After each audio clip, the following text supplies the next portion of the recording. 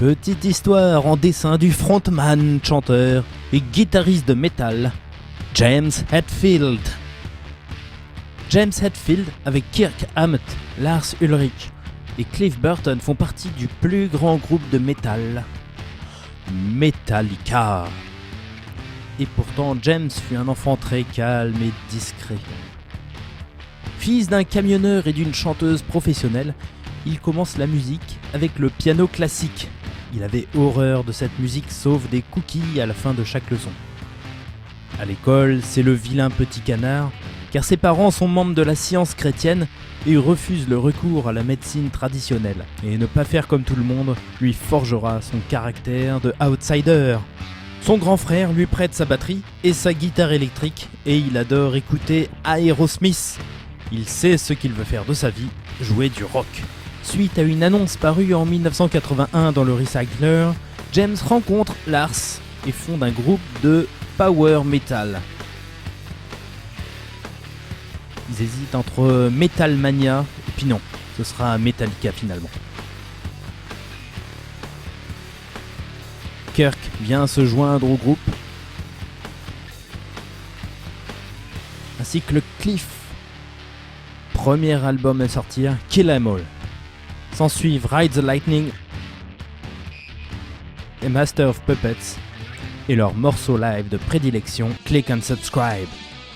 Watching, click and subscribe.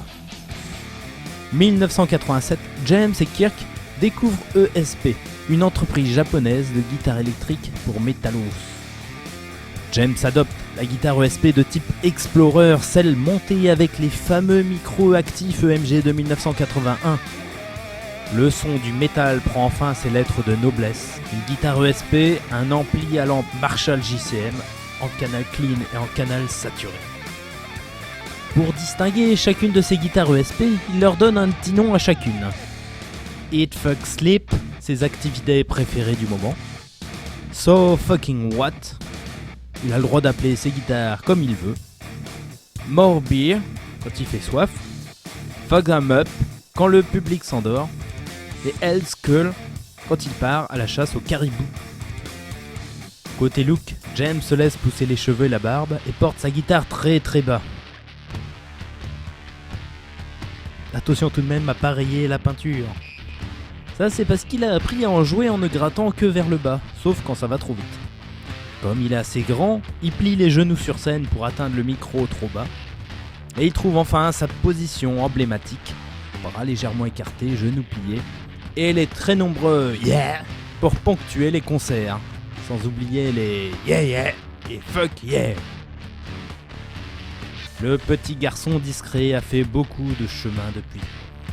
Entre la restauration de vieilles voitures américaines et du skateboard pendant ses loisirs, il se fait griller par les effets pyrotechniques lors d'un concert, dédicacera sa chanson The God That Failed à son dieu de la science chrétienne, en réponse à la mort de sa mère d'un cancer.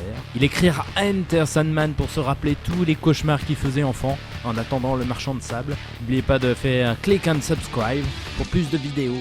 Watching, click and subscribe.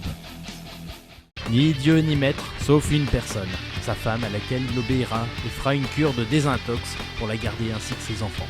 Voilà donc pour la petite histoire de James Hetfield et de sa guitare fétiche ESP, dans laquelle vous pourrez retrouver tous les détails de sa vie.